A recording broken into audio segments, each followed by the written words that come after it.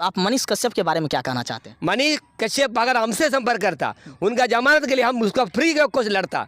हम एक अधिवक्ता है, हाँ, ये हम सुप्रीम कोर्ट तक उनका केस ले जाने में हम तैयार है। मनीष कश्यप जी बहुत अच्छे लड़ाई लड़ा, लेकिन आजकल का राजनीति में देखिएगा, राजनीति में वो अच्छे गुजार किया, उनको रहने नहीं दिया, उनका काम में बाधा पहुंचाया, झूठ केस करके उसको अंदर कर दिया। अगर हमसे संपर्क करता मनीष कश्यप का केस, हम बिना एक कॉस्ट से फ्री ऑफ कॉस्ट उनका केस लड़ने में मैं तैयार हूँ। मैं मनीष कश्यप को डायरेक्ट कहना चाहता हूँ, आपको झूठा केस में अंदर दुखी का विषय है।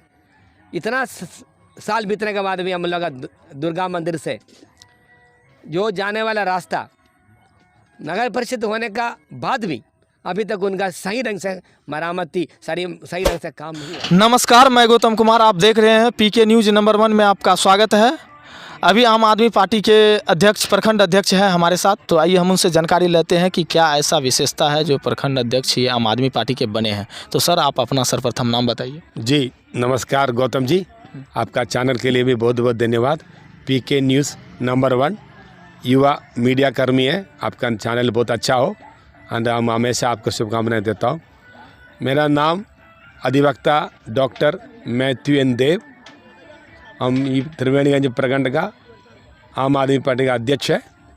हम 2010 में जब अन्ना सहरा जी जो आंदोलन किया था, उस समय से हम ये पार्टी में, उसका आंदोलन में, अन्ना सहरा का आंदोलन में हम अकेले एक दिन का उपवास किया था लोकपाल बिल का विरुद्ध। वो सब तो आप लोग जानते होगा। उसके बाद जब अरविंद केजरीवाल ने पार्टी शुरू किया, उस समय में भी उनका साथ हमने काम किया। हम लोग शुरुआत में ही आम आदमी पार्टी में, और यही मेरा विशेषता है, यहाँ का लोग हमको चुन लिया आम आदमी पार्टी का प्रखंड अध्यक्ष का रूप में। जिला में भी हम लोग कार्यक्रम करते आया। तो प्रखंड का सारे समस्याओं को हम 2-3 बार 4 बार आपके इंटरव्यू में बताया गया। सबसे पहले स्थानीय मुद्दा में रोड का, तो ये रोड का सबसे बड़ा, बहुत बड़े दुख दर्द का एक विषय है, एक बड़ा दुखी का विषय है। इतना साल बीतने के बाद भी हम लोग दुर्गा मंदिर से जो जाने वाला रास्ता नगर परिषद होने का बाद भी अभी तक उनका सही ढंग से मरामती सही ढंग से काम नहीं हो रहा। दूसरा एक नरक अवस्था है, नारकीय जीवन है, इस समाज को दे रहा है वो सब्जी बाज़ार।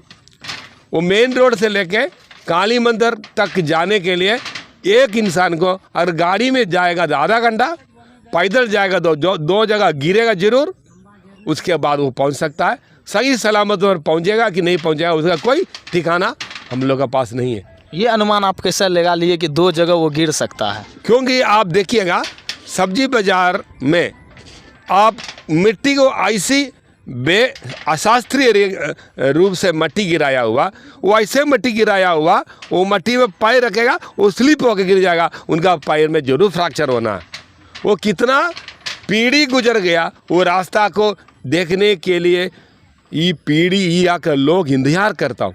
नगर परिषद होने का बावजूद भी अभी उसमें काम चल रहा है, लेकिन हम कह रहा हूँ ईमानदारी से कहेगा 100 रुपया में 10 रुपया भी काम नहीं चल रहा है। पूरा पैसा पूरी तरह से बंदर बाट हो रहा हूँ। हम कह रहा है इलेक्शन में इतना खर्चा किया है, वो खर्चा कहाँ से निकालेगा? यही सब योजना से निकालेगा। तो आप आम आदमी पार्टी को ही क्यों चुने? एक ईमानदार, कर्मठ, एकदम सीधे काम करने वाली एक पार्टी है। वो समाज के डायरेक्ट समस्या को जुड़े हुए रहता है। भले अन्य पार्टी लोग हम लोग का क्रश करने के लिए बहुत प्रकार का बात को उजागर करके, वो तो राजनीति में तो जानता ही है, अच्छे काम करने वालों को कोई देखने नहीं चाहता है। अन्य दल जो चोर, पहले हम लोग गौरव से लड़ा है, अभी हम लोग चोरों से लड़ रहा है। पहले हम लोग लड़ा था गौरव से, गौरव से लड़के अभी हम लोग चोरों से लड़ रहा है। अभी चोरों से लड़ाई है, लड़ाई में हो सकता कल हमारा भी FIR करा दे, अंदर कर दे। क्योंकि बाकी जो रूलिंग पार्टी है कभी चाहेगा नहीं है वो समाज अच्छा हो, जन कल्याण हो, भविष्य अच्छा हो, उनको तो लूटना है। तो कोई अच्छी बात बोलेगा उनको तो जरूर पकड़ कर अंदर कर देगा। अभी बताइए, ये 2 बार उनका सत्ता में आया है, 2 बार सत्ता आने के बाद विकास किस तरह का आया? अरे विकास तो क्या होगा, सच हम आपको कहना चाहता हूँ गौतम जी। बोलिए। हम लोग बिहार का जो विकास है वो कोई सरकार का देन नहीं है। सच बात सुनिएगा, ये हम लोग का ये पलायन, ये गरीब लोग यहाँ से पंजाब, दिल्ली, तमिलनाडु, केरल, आंध्र प्रदेश जैसे जगह पर मेहनत मजदूरी करके 10 रुपया लेके, वो 10 रुपया लेके घर में आता है, तब वो पक्की घर बनाया। वो किसी पार्टी का देन नहीं है ये विकास उनका मजदूरी का देन है। ये बात तो समझते हो गौतम जी? यही लड़ाई तो अभी मनीष कश्यप जी लड़ रहे थे और आप वकील भी हैं, तो आप मनीष कश्यप के बारे में क्या कहना चाहते हैं? मनीष कश्यप अगर हमसे संपर्क करता, उनका जमानत के लिए हम उसका फ्री कोर्स लड़ता। हम एक अधिवक्ता है, हाँ, हम सुप्रीम कोर्ट तक उनका केस ले जाने में हम तैयार है। मनीष कश्यप जी बहुत अच्छे लड़ाई लड़ा, लेकिन आजकल का राजनीति में देखिएगा, राजनीति में वो अच्छे गुजार किया, उनको रहने नहीं दिया, उनका काम में बाधा पहुंचाया, झूठ केस करके उसको अंदर कर दिया। अगर हमसे संपर्क करता मनीष कश्यप का केस, हम बिना एक कॉस्ट से, फ्री ऑफ कॉस्ट उनका केस लड़ने में मैं तैयार हूँ। मैं मनीष कश्यप को डायरेक्ट कहना चाहता हूँ, आपको झूठा केस में अंदर किया गया, वो झूठा केस, या आपको यूट्यूब या कोई चीज़ ने पैसा दिया उसका सबूत है, आप कहे वो आगे आके आप, हम यही मनीष कश्यप को कहना चाहता हूँ, आप आगे आइए, आपका साथ पब्लिक है, आपका साथ विद्वान लोग हैं, आपका साथ शिक्षित लोग हैं, बाकी लोग से आप डरिए मत। कौन से पार्टी मनीष कश्यप पर अभी हावी हो चुके हैं? देखिए, हम किसी का नाम लेने नहीं चाहता, क्योंकि हमको भी जीना है। आजकल का युग आप जानते हो, आपको खुलेआम जानते हो। अभी आप कहने क्या चाहते हो, जो पार्टी उनको क्रश करना चाहता है। अच्छा, एक सवाल और सर, आप डर है। एक सवाल सर, आप वकील हैं, मेरा प्रश्न ये है कि मनीष कश्यप तेजस्वी यादव को खुला चैलेंज दिए थे, ये वीडियो हर किसी ने देखा, ये सही है? कहाँ तक गलत है? आने वाला चुनाव में मनीष कश्यप लोगों को पार्टी में आने वाला था, वो जीत जाएगा, उसका डर था रूलिंग पार्टी को। ये डर को छिपाने के लिए वो डर से उनको अरेस्ट किया। अब उनका पॉपुलैरिटी इतना ज़्यादा हो गया, इनका पॉपुलैरिटी इतना ज़्यादा हो चुका था, उनको आने वाले इलेक्शन में उनको ये विधायक बनने का पूरी चांस था। उधर रूलिंग पार्टी जानता है ये बात को। इससे पूर्व तो विधायक से चुनाव लड़े थे, लेकिन कुछ वोट से हार गए थे। वो हराना, आज के इलेक्शन डेमोक्रेसी नहीं है, गणकृषि है, मणिकृषि है। हम वो डेमोक्रेसी के बारे में कुछ बोलना चाहता हूँ। बोलिए। हम कहना चाहता हूँ, हम सबसे पहले पप्पन मास्टर को प्रणाम करता हूँ, न्यू डेमोक्रेसी के लिए जो आगे बढ़ाया हुआ। ये कच्ची रही डेमोक्रेसी हम लोग चाहता हूँ। पार्टी पॉलिटिक्स छोड़ के एक डेमोक्रेसी का रूपकल्पना, एक सपना देखता हूँ। कन्याकुमारी से लेकर कश्मीर तक सारे लोग यही सपना देखता हूँ। पार्टी पॉलिटिक्स नहीं चाहिए। हम हर उदाहरण देता हूँ, सुप्रीम कोर्ट को इसी प्रकार का कच्ची रहित राष्ट्रीय, मैंने कच्ची रहित पार्टी पॉलिटिक्स करने के लिए इन प्रकार का सबूत काफ़ी है। पार्टी बेस में आम आदमी का, पब्लिक का मर्डर करना, इलेक्शन का समय में किसी को जान मारना, ये सब कच्ची रहित राष्ट्र निर्माण के लिए एक सबसे बड़ा अहम सबूत है। सुप्रीम कोर्ट को चाहिए तो ये पार्टी सबको डिस्पोज करके एक पंचायत लेवल से लेकर पार्लियामेंट तक का इलेक्शन का सिस्टम पप्पन मास्टर ने न्यू डेमोक्रेसी में लिखा हुआ है समय के अनुसार। गौतम जी, हम आपके सवाल पूछना चाहता हूँ।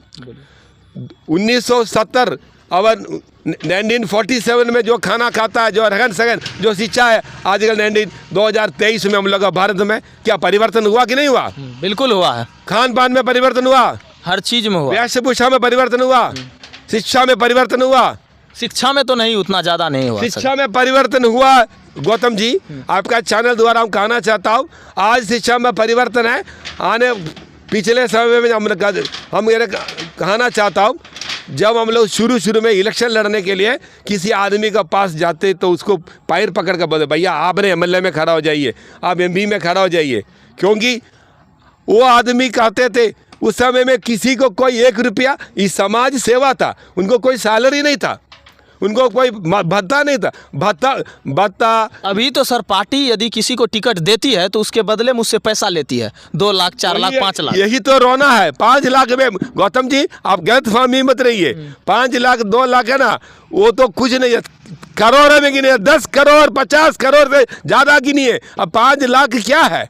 तो जो अब समझिए कि किसी पार्टी से वो यदि टिकट लेने के लिए वो पैसा दे रहा है, तो सोचिए यदि वो सत्ता में जीतेंगे तो वो पहले अपना टिकट जो खरीदे हैं उसका पैसा तो वो ऊपर करेंगे, स्वाभाविक बात। इसलिए मुझको कहना पप्पन मास्टर का न्यू डेमोक्रेसी में सुप्रीम कोर्ट को अधिकार है, हाई कोर्ट को भी अधिकार है, ये सारे पॉलिटिकल पार्टी को डिसोल्व कर दे। डिसोल्व करके एक न्यू सिस्टम के अनुसार इलेक्शन हो। इलेक्शन कसी रही जात बात का हट के, पार्टी हट के, डायरेक्ट इलेक्शन। वो इलेक्शन का मैनिफेस्टो तैयार करके हम लोग ऑल इंडिया में डिस्ट्रीब्यूट किया हुआ, कन्याकुमारी लेके कश्मीर तक 7 भाषा में लिखा हुआ, कन्नड़ा में, इंग्लिश में, मलयालम में, तमिल में, तेलुगु में, हिंदी में, इवन अंग्रेजी में भी लिखा हुआ। ये नया डेमोक्रेसी का ये कागज हम आपको भी आपको एक पृष्ठ देना चाहता हूँ। ये सिस्टम बहुत अच्छा है। इसमें हम लोग का टैक्स का पैसा बर्बाद नहीं होगा, आपस में मारपीट नहीं होगा, जातवाद नहीं होगा, हिंदू मुस्लिम ईसाई धर्म के अनुसार झगड़ा नहीं होगा। ये झगड़ा करके जो जीताता है वो उसका यही मेन मकसद है, पब्लिक को आपस में लड़ा है एंड उसका सत्ता में। क्या आपके पार्टी को राष्ट्रीय पार्टी चुनाव आयोग के द्वारा घोषित कर दी गई है? जी, आम आदमी पार्टी को राष्ट्रीय पार्टी में घोषित किया गया। कब किया गया? इससे आपको कितना खुशी हो रही है कि आपकी पार्टी कहीं ना कहीं राष्ट्रीय पार्टी घोषित तो हो? हाल फिलहाल में किया है। हाल फिलहाल में कोई भी ऐसे पार्टी नहीं 10 साल के अंदर राष्ट्रीय पार्टी का दर्जा ले। ये आम आदमी पार्टी आम आदमी का साथ है, मिडिल क्लास, गरीब, उनका एक मैनिफेस्टो मैं बोलना चाहता हूँ। आप जो काम करता है, जैसे मोची है, मोची का काम करके आप समाज सेवा कीजिए। जैसे हम एक वकील है, वकील का काम करते हुए समाज सेवा कीजिए, क्योंकि करप्शन कम करने के लिए अपना ड्यूटी को, अपना काम को करते हुए अपना अर्निंग। सुनिए सर, एक मिनट, आप बहुत ज़्यादा आम आदमी पार्टी का बहुत प्रशंसा कर रहे हैं, तो अभी मनीष सिसोदिया जो आपके डिप्टी सीएम है वो जेल में क्यों है? ये है बदलाव भावना का अनुसार बीजेपी वालों ने रचा हुआ षड्यंत्र है। उस षड्यंत्र का एक चदरंग का एक हिस्सा बन गया हो। आप ईडी ने, सीबीआई ने पूरी तरह से लोग पूरी छानबीन किया, एकदम कितनी घंटा बात किया, और ईडी ने अपने खुद कोर्ट में बयान दिया हम किसी प्रकार का अपराध इनको में नहीं दिख रहा है। फिर भी ऊपर वाला का दबाव के अनुसार कोर्ट ने इन्हें बेल नहीं दिया है। कोर्ट ने उनको अपना बेल निरस्त कर दिया। आप अभी भी वो जेल में। अरविंद केजरीवाल पे भी तो केस हो चुका है। अरविंद केजरीवाल का ऊपर भी केस हो गया। उन्होंने बोले हमको सवाल पूछिए, कोई भी जवाब देने में, कहीं पर जांच करने में हम लोग तैयार है। जो अन्य पार्टी ने जितनी टैक्स का पैसा से अपना ईश आराम करता है उसके अनुसार तो अरविंद केजरीवाल तो नहीं करता। साधारण एक चप्पल पहन के, एक शर्ट पहन के आपका बीच में जाके सब आदमी का साथ आप दिल्ली में देखिए, पंजाब में देखिए, कितना सेवा पब्लिक को देता है। वो कोई प्रोटोकॉल नहीं मानता हूँ, डायरेक्ट अपना पब्लिक के सामने जाके अपना समस्या को सुनता हूँ। मोहल्ला क्लिनिक से लेके, शिक्षा से लेके हर चीज़ को सुधार, और बिजली फ्री किया। हम एक वादा करना चाहता हूँ, अगर हम यहाँ से अगर जीत गया, यहाँ जितनी लोग हैं जो गरीब है, जिनको पक्की घर नहीं है, सबसे पहले उनको पक्की घर देने का वादा करता हूँ। वो मात्र नहीं है, सारी लोग को बिजली हम फ्री कर दूंगा, बिजली फ्री कर दूंगा, पानी फ्री करूंगा। और हमने देखा है रोड का स्थिति बहुत खराब है। अभी त्रिवेणीगंज में 100% रोड 100 रुपया तक रोड में गिरे, कोई इसमें घूसखोरी ना हो, कोई पैसा इसमें इधर उधर ना जाए। सर, आप शिक्षक भी हैं, तो आपके हिसाब से शिक्षा जगत में क्या ऐसा सुधार किया जाए बिहार में जो बच्चों को अच्छा शिक्षा मिल सके? गौतम जी, आप बहुत बड़े सवाल मेरा सामने रखा। शिक्षा जगत में बहुत परिवर्तन, क्रांति का जरूरी है। वो क्रांति आएगा कैसे सर? क्रांति हमको एक ही बात कहना है, हम एक सिस्टम बताता हूँ। यहाँ वाला का प्राइम मिनिस्टर, प्रधानमंत्री से लेके मुख्यमंत्री से लेके छोटा विधायक तक सिस्टम बना हुआ, और सिस्टम काम नहीं कर रहा है। जैसे एक हेडमास्टर काम नहीं कर रहा है, अगर एक शिक्षक काम नहीं कर रहे उसको देखने के लिए हेडमास्टर है, हेडमास्टर काम नहीं कर रहे उसको देखने के लिए बीओ है, बीओ काम नहीं कर रहे उसको देखने के लिए डीईओ है, डिस्ट्रिक्ट एजुकेशन ऑफिसर है, डीईओ काम नहीं करता है उसको देखने के लिए उसको ऊपर राज्य में उसका मंत्री है, शिक्षा मंत्री काम नहीं करता उसको देखने के लिए मुख्यमंत्री है, मुख्यमंत्री काम नहीं करता उसको देखने के लिए प्रधानमंत्री है। अभी कहीं ना कहीं सिस्टम फॉल्ट है ना, सिस्टम फॉल्ट किया। मास्टर काम नहीं करता, हेडमास्टर ध्यान नहीं देता है, हेडमास्टर नहीं कर, बीओ काम नहीं करता है, बीओ नहीं काम करता तो ऐसे में कितनों भी अधिकारी को लगा दिया जाए ये शिक्षा कभी सफल नहीं हो सकता है। इसका मेन पर्पस ये है कि वो इंसान खुद का जिम्मेवारी यदि खुद से निभाए तो शिक्षा जगत में कहीं ना कहीं क्रांति आ सकता है। जी गौतम जी, बिहार में शिक्षा का परिवर्तन चाहिए। अगर बुरा नहीं मानिए, मैं एक बात कह रहा हूँ, सरकारी स्कूल अच्छा काम करता है, बढ़िया काम करता है, हम कोई बुरा नहीं कर रहा हूँ, उन लोगों का मास्टर लोग भी अच्छा काम करता है, तो काम करने देगा कैसे? हम भी एक भी सरकारी स्कूल में पढ़ाई नहीं हो रही है। जी वो बिल्कुल गलत बात है। सरकारी स्कूल में पढ़ाने वाला टीचर लोग भी है, पढ़ाना के लिए चाहता भी है, लेकिन पढ़ाने दिया नहीं जाता है। वो आप कैसे बता सकते हैं कि उसको जब सरकार रखते हैं उसको पढ़ाई करने के लिए, पढ़ाने के लिए रखते हैं, तो वो पढ़ाई कैसे नहीं करते? उसका कारण हम बताता हूँ, हम भी उस उक्त भोगी है। मैंने आरकेबी स्कूल में भी भाली हुआ था, वह काम करने के लिए आपका साथी लोग, आप लोग, सरकार, तंत्र समझते हैं ना गौतम जी, वो तंत्र हमको देगा तब ना। अब मेरा कहना है वो तंत्र कहीं ना कहीं फॉल्टर है। आप हमसे घूस लगे हुए, अब हमसे घूस लीजिएगा तो हम तो काम करेगा नहीं, हमसे पैसा महीना बांध देगा तो हम काम कैसे करेगा? तंत्र में गलती है, अभी घूसखोरी में गलती है। अभी तंत्र को ठीक करने के लिए ऊपर से राजनीति ज़्यादा लोग टाइट रहे। जो आपने वोट लेके जीता के भेजा है उनको शिक्षा मंत्री बनाया, वो शिक्षा मंत्री ने क्या काम शिक्षा के लिए किया? शिक्षा जगत पर कौन ने ध्यान दिया? अपना बच्चों को, अपने राज्य के बच्चों को पढ़ाने के लिए कभी ध्यान दिया है? मेरा बच्चा किस तरह पर है? अभी भी हम शिक्षा जगत में, एक मिनट सर, शिक्षा जगत में उस दिन क्रांति आ जाएगा जिस दिन विधायक, एमपी, एमएलए, मुखिया, सरपंच का सभी का बच्चा सरकारी स्कूल में पढ़ेगा। एक टीचर, हेडमास्टर का बच्चा यदि स्कूल में पढ़ना शुरू कर दे सरकारी स्कूल में, उस दिन शिक्षा जगत में आएगा। लेकिन उसका बच्चा कहाँ पढ़ता है? प्राइवेट स्कूल में। जी, प्राइवेट स्कूल में पढ़ता है, वो तो उसका मौलिक अधिकार में आ जाता है। हम इतना कहना चाहता हूँ, सरकारी मौलिक अधिकार में आता है, लेकिन वही सरकारी आदमी रह करके उसी स्कूल में पढ़ाते हैं और वो अपने बच्चे को जो है सो प्राइवेट स्कूल में पढ़ाते हैं। ये कितना परसेंट सही है, कितना परसेंट गलत है, आप बखूबी जानते होंगे। जी गौतम जी, आप बिल्कुल सही कहा है।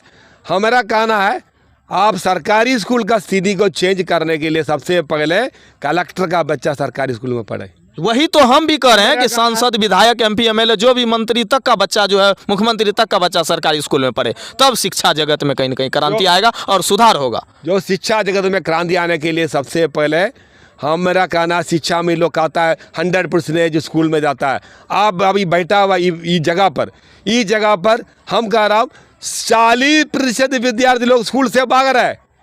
40% विद्यार्थी लोग विद्यालय का भाग रहे हैं। वो लोग सनफिक्स पीता है, वो लोग नशा का घोर बन गया। सरकार तो कहता है दारू बंद हो गया। आप क्या रहे हो? ये 40% विद्यार्थी 5 साल से 13 साल का अंदर का उम्र में विद्यार्थी लोग 40% विद्यार्थी विद्यालय का भाग रहा है।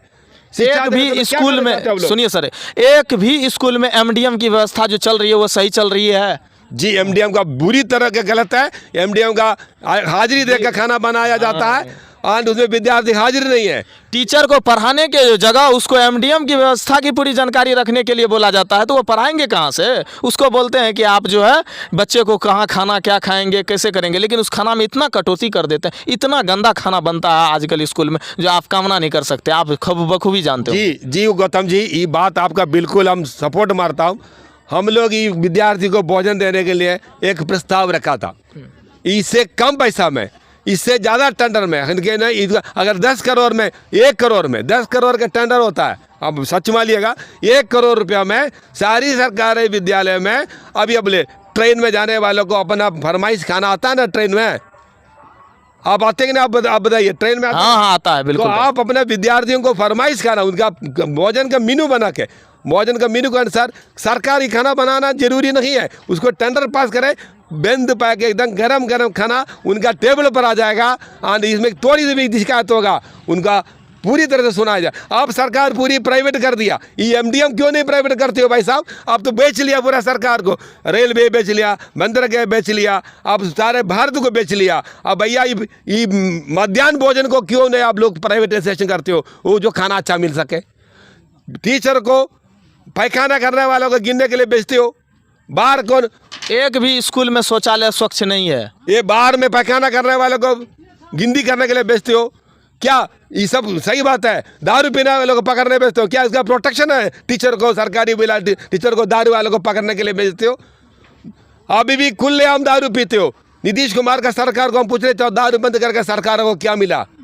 उल्टा समाज बहुत परिवार सुधरा है, लोग, जनता लोग बोलते हैं कि बहुत सारा परिवार सुधरा। परिवार सुधरा है, इसलिए वो लोग बाका में जहरीला दारू पी के 25-30 आदमी मर गया।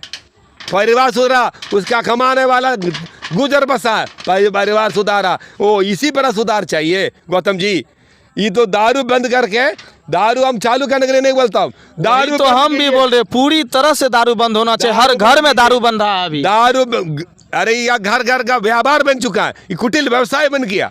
दारू बंद किया तो दारू ऐसे बंद कीजिए, अरे यार प्रशासन खुद दारू का सपोर्ट मारता है, पकड़ता है, जेल में बेल हो जाता है। हम भी खुद बेल कराते हो, हम गलत नहीं बोला, हम भी खुद बेल। वैसे नहीं होता है, प्रशासन को 10-20 हज़ार दे देता है, वो देख लेते हैं कि दारू लेकर के जा रहे हैं, लेकिन उसको पकड़ते नहीं है। सही पकड़ते हैं 10 बार की एक बार पकड़ता है, तो टीवी फोटो खींच के हम पकड़ लिया। 50 उसका पैसा लेता है। जी हुजूर, जो गौतम जी आपने बिल्कुल सही बोला। ये दारू बंद करके जहरीला आंध्रा से, बंगाल से, नेपाल से, आंध्रा से, बंगाल से, नेपाल से जहरीला दारू दे के पी रहा है, पी के उन लोग का लीवर, किडनी, उसका परिवार कमाने वाला मर रहा है। दारू आने का मेन पर्पस जो सीमा है, जहाँ से बिहार का सीमा मिलता है, वहाँ पूरी तरह से लॉक किया जाए, तभी वो दारू आना बंद होगा। जब तक हम लगा प्रशासन, पुलिस टाइट नहीं रहेगा। अब आप यहाँ का भी बात जानते हो, किस तरह का टाइट है पुलिस। या बिजली का तार चोरी होता है, घंटा में रोड चोरी हो जाता है हुजूर। गौतम जी आपको पता है रोड कैसे चोरी होगा सर? या हुजूर 2013 में पटना हाईकोर्ट में केस फाइल किया हुआ, ठेकेदार द्वारा रोड चोरी हो गया, आपको पता नहीं है। या रोड भी चोरी हो जाता है, या तो बिजली का तार परसों चोरी हो गया, या अब जो बैठा हुआ इलाका का बगल में। अच्छा, एसपी शिमला कंपनी कंस्ट्रक्शन जो काम चला रही है भागलपुर में, जो 1710 करोड़ का पुल बनाया, और बनने के वक्त में ही उसका उद्घाटन भी नहीं हुआ और वो 2 बार गिर चुका है, उसके बारे में आप क्या कहना चाहते हैं? 1710 करोड़ का पुल का हिसाब सुन लीजिए गौतम जी, आप बहुत अच्छे सवाल हमसे पूछा है। अरे 7 करोड़ 2 विधायक ले गया, या तो बाकी मंत्री का कोटा में दे दिया, अरे बाकी तो पार्टी का फंड में दे दिया। अरे ठेकेदार को बनाने के लिए 1 करोड़ भी नहीं मिला। क्या मट्टी का, आपने एक फिल्म देखा, संजय दत्त का फिल्म देखा होगा, मट्टी का पुल बनाया था, याद होगा आपको? याद नहीं है, 2 फिल्म जरूर देखा जाए। अरे इसी प्रकार वो 27 करोड़ क्या, उसमें 1 करोड़ का भी काम उसमें हुआ नहीं है, सारी बंदर बाट हुआ। उस पुल पर मनीष कश्यप अगले साल 30 अप्रैल को उस पुल पे जो गिरे थे एक पाया, तो उस विषय पर मनीष कश्यप बोल करके आए थे कि ये पुल पूर्ण नहीं होगा और पुनः गिरेगा। ठीक 1 साल बाद पुनः पुल गिरा, उसके बारे में आप क्या कहना चाहते हैं? मनीष कश्यप बिल्कुल सही बोला था। जिस समय में पुल बन रहा था, उस समय में हम लोग आम आदमी पार्टी का कुछ कार्यकर्ता लोगों ने कहा था, देखिए ये पुल का काम सही रंग से नहीं चल रहा है, ये बहुत गलत, सीमेंट का मटेरियल हर चीज़ गलत डाल रहे हो, इसका कॉम्बिनेशन गलत है, सरिया लोहा छड़ जो इस्तेमाल करता है वो गलत है। लेकिन कोई सुनने वाला नहीं था, लेकिन पुल गिर गया तब सुनते हो। क्या एसपी शिमला कंपनी की जांच होनी चाहिए कि नहीं होनी चाहिए? ये शिमला कंपनी के जांच नहीं, उसके ऊपर एफआईआर करके केस होना चाहिए। हम बोले एफआईआर होकर उसको केस कीजिए, थाना प्रशासन उसी थाना प्रभारी उनको केस कैसे करेगा? वही तो सारा खेल किया है, उससे पैसा ले लेता है, तो केस कैसे करेगा? वही तो हम लोग राजतंत्र में सबसे बड़ा दुखी है, घूसखोरी।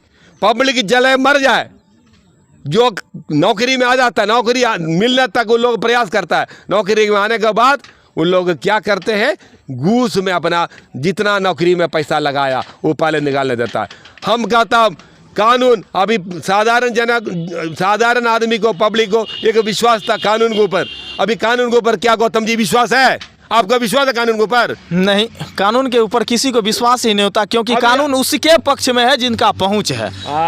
जो कानून भी भ्रष्ट हो चुका है। हम बुरा नहीं मानिए जज साहब, सबको हम प्रणाम करता हूँ, क्योंकि ये मेरा बाप है जज साहब, क्योंकि हम ये अधिवक्ता है। हम भी सिविल जज बनने के लिए दिल्ली में बहुत प्रयास किया और हमारा लिस्ट में नाम भी आया। उसके बाद हम लोग सरकार का हेराफेरी में मुझको बाली नहीं मिल पाया। लेकिन हमारा कह रहा है आजकल जो भी जज साहब जजमेंट देता है, क्या निष्पक्ष जजमेंट देता है? आप क्या गौतम जी, आप क्या कर रहे हो? निष्पक्ष जजमेंट देता है, पारदर्शी में जजमेंट देता है? किसी पार्टी का दबाव में, किसी पार्टी पॉलिटिक्स में आके, किसी राजनेता को देख के, चेहरा देख के जजमेंट देता है? गरीबों को कभी न्याय मिलते ही नहीं है। अरे कितना गरीब है सुपौल कोर्ट में, पूर्णिया कोर्ट में, एक मवेशी के चोर में 13 साल से सजा काट रहा है। उसका फाइल खोलने के लिए कोई नहीं है। जिनका पास पैसा है उनको मिलेगा न्याय, पैसा नहीं है छोटा छोटा चोरी में भी, गलत आरोप में भी अंदर बंद है। मेरा कहना है कानून को ऊपर भी विश्वास पब्लिक को खत्म हो चुका है। बाली कैसे होता है? कोर्ट बोलता है कॉलेजी में, क्या कॉलेजी में बाली हो रहा है? बाली हो रहा है जिनको पार्टी में सपोर्ट है, जो पार्टी का पक्ष पकड़ेगा उनको जज बनाया जाता है। इसीलिए पार्टी का एक कॉलेजियम हो गया, हाईकोर्ट का कॉलेजियम हुआ ही नहीं है। आजकल मनीष कश्यप, मनीष सिसोदिया सब और सत्येंद्र जैन सब जेल में क्यों? हो सकता हमको भी कल हो के, आपका मीडिया में इतना इंटरव्यू दिया, हमको भी कल हो के FIR करके अंदर कर दे। क्यों FIR करेगा? जब आप सच्चाई होंगे तो FIR हो ही नहीं सकता, जब आप गलत होंगे तो FIR हो सकता है। या सच्चाई बोलने वालों को अंदर किया जाता है, सच्चाई बोलने वालों को भी अंदर। कानून इतना अंधा हो गया है क्या? आजकल कानून तो पाले से अंधा है। उसका कान में, आंख में पाले पट्टी बांध कर रखा हुआ, आप तो देखे नहीं है गौतम जी हैं? देखिए, आंख में पट्टी बांधने का मतलब ये नहीं है कि कानून अंधा है। इसका मेन मकसद ये है कि आंख में पट्टी इसलिए बांधा जाता है कि कौन अमीर है, कौन गरीब है, कौन मंत्री है, कौन विधायक है, कौन MP MLA, किसी से उसको मतलब नहीं है। वो सही न्याय देने के लिए उसको आंख में पट्टी बांधा जाता है। उसका भाई है कि बहन है, उससे कोई मतलब नहीं है। कानून कहता है कि हम सही डिसीजन देंगे आपको, इसलिए उसके आंखों पर पट्टी बांधा जाता है। लेकिन ये समाज में ऐसा अंधविश्वास फैल चुका है कि उसको आंख में पट्टी बांधने का मतलब समझता है कि कानून ही अंधा है। आपका कानून का विश्लेषण बिल्कुल सही है, लेकिन आजकल का समय में, आज़ादी का 17 साल का बाद 71 साल होने जा रहा है, 17 साल की पट्टी बांधा हुआ जो कानून, क्या अमीर गरीबी देखता है, नेता अभिनेता देखता है कि नहीं? देखता है कि उनका अनुसार केस को फैसला देता है कि सब निष्पक्ष फैसला मिलता है। आप बोलिए, आज इतना फैसला हो गया, ये फैसला सब निष्पक्ष है? आप बता सकते हैं गौतम जी? किस विषय पर आप कहना चाहते हैं, पहले ये बताइए तो। आप एक विषय ले लीजिए। सबसे पहले हम लोग मनीष सिसोदिया, इसका बारे में क्या निष्पक्ष फैसला दिया है? आप दूसरा ले लीजिए, सुप्रीम कोर्ट ने दिल्ली सरकार को एक अध्यादेश दिया, इसके बारे में आपको जानकारी होगा। वो सुप्रीम कोर्ट ने आदेश दिया गया, उसके अनुसार दिल्ली सरकार ने काम करना शुरू किया। लेकिन बीजेपी सरकार ने उनका ऊपर एक अध्यादेश लाके, एक नया अमेंडमेंट्स लाके वो ऑर्डर को दबाने की कोशिश करता है। यह पारदर्शी है? आप इसका बारे में बताया जाए गौतम जी। जी सर, आपका PK न्यूज़ नंबर में बहुत ज़्यादा वक्त दिए हैं, आपका विशेष धन्यवाद है, स्वागत है। जी गौतम जी, आपका चैनल के लिए बहुत बहुत धन्यवाद। आप पब्लिक का आवाज़ बने, पब्लिक का समस्या को उजागर करके पब्लिक को दिखा दें। मीडिया डेमोक्रेसी का तीसरी आंख है। अगर मीडिया टाइट रहेगा, कोई भ्रष्ट नहीं होगा, मीडिया टाइट रहेगा, कोई खराबी नहीं होगा। आप खुले, आप मनीष कश्यप जैसे अंदर घुसिए, हम आपको आज़ादी देता हूँ। अभी कोई भी केस होगा हमसे संपर्क कीजिए, आपका साथ हम फ्री ऑफ कॉस्ट लड़ने में तैयार हूँ। आप मनीष कश्यप से भी आगे बढ़िए। देखिए, हम सच्चाई के साथ लड़ने के लिए हर वक्त तैयार हैं, चाहे उसके लिए जो भी सामना करना पड़े। हम सत्य है तो क्यों नहीं लड़ेंगे? कल के सच्चाई कभी छुप नहीं सकती है बनावट के असूलों से, खुशबू कभी आ नहीं सकती है कागज़ के फूलों से। जी, जो कागज़ी फूलों से कभी खुशबू नहीं आएगा। आपका सच्चाई है, आप जवान लड़का है गौतम जी, हम देख रहे हैं आप बहुत जोश आवाज़ के साथ है। आपका चैनल बहुत आगे तक जाएगा, हम हमेशा मेरा आशीर्वाद रहेगा। और आम आदमी पार्टी आपका साथ है। और प्रखंड में ये जो त्रिवेणीगंज में, ये सुपौल में कितनी बड़ा रोड और नाला, बारिश का मौसम आ रहा है, ये पब्लिक को ये नरक में रखिए मत। बारिश का बढ़ने का पहले रोड का सही कीजिए। हमारा एक रिक्वेस्ट है गौतम जी, दुर्गा मंदिर से लेके मेन रोड तक बंसी चौक तक का रोड को अविलंब सही किया जाए। और जी ये रोड तो बहुत दिनों से खराब है, कई बार आपका हम लोगों बच्चा ने- साहब देखा, आप पढ़ते हाँ। उस समय से देखता होगा। और काली मंदिर से लेके मेन रोड तक का सब्जी बाजार का रोड अविलंब सही करे, अन्यथा आम आदमी पार्टी निराहार सत्याग्रह में गांधी जी का मार्ग लेने में पीछे नहीं हटेगा। नगर परिषद होने के बाद भी किसी प्रकार का सुविधा टैक्स लेता है, बिजली का बिल बढ़ गया, लेकिन बिजली अरे बिजली देता है, जोड़ जोड़ के बिजली लेता है, और काट काट के बिजली देते हो, ये क्या है? बिल जोड़ जोड़ के लेता है और छोड़ छोड़ के लाइन देते हो, ये क्या है?